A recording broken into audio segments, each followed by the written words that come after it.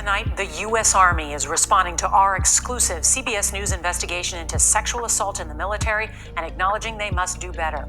Over the past year and a half, we spoke to nearly 24 survivors from all branches of the service who say their allegations were brushed aside or even met with retaliation.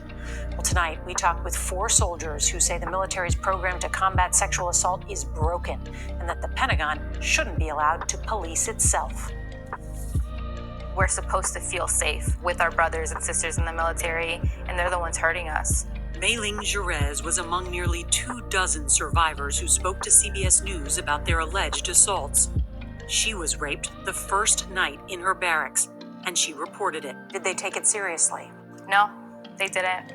They said that I was a distraction that came into their platoon. You were raped a second time, a year later. This officer arrived at my home and said he needed to search my home. After I let him in, I was violently raped. Even though I was bleeding, I had bruises, the proof was on my body, and yet I didn't think it was going to be enough. Sarah Joachimsthaler says she was sexually assaulted during a training exercise last year by a soldier who outranked her. Were you afraid at first to report it?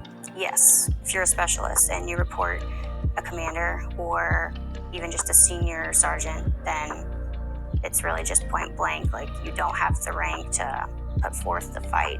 Only 1 in 4 service members who are sexually assaulted actually report the crime.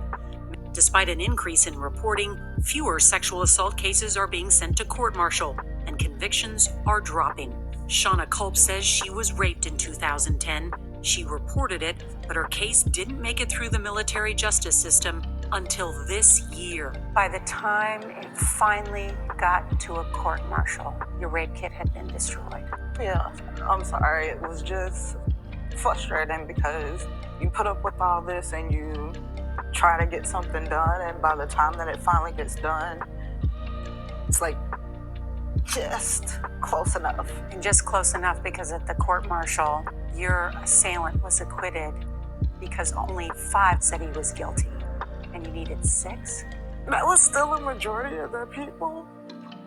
So I feel like everything is set up against you no matter what. Survivors told us what came after the assault was often worse than the assault itself. I faced immediate and consistent retaliation. After you reported your assault, you were stripped of your rank. Yes, ma'am. They were trying to break me down. They just go after you because you're the victim and you're the problem. How many of you think there needs to be something massive that happens, like a Me Too movement for the military? All branches across the board, all of us need to be able to feel like we can speak up and that you're never alone. I am deeply saddened and concerned at the recent news reports of how sexual assault and sexual harassment have plagued our force and brought harm to our soldiers. This topic has captivated the attention of America and our Army leaders. It is abundantly clear we must do better. Amanda was raped by her superior while stationed at Fort Hood. He was a sniper, dangerous, respected, untouchable. She was terrified to report it. When she became pregnant, the military wouldn't help her.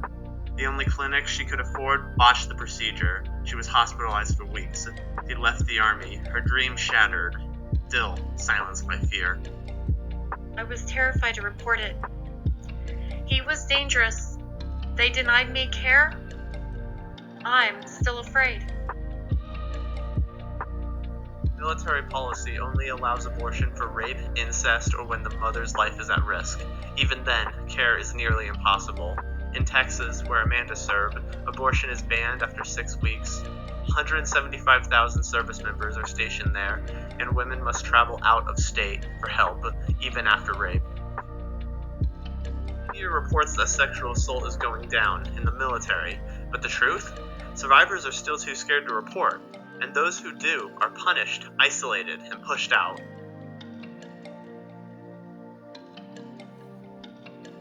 It's time to stop silencing survivors. It's time to protect the women who protect us.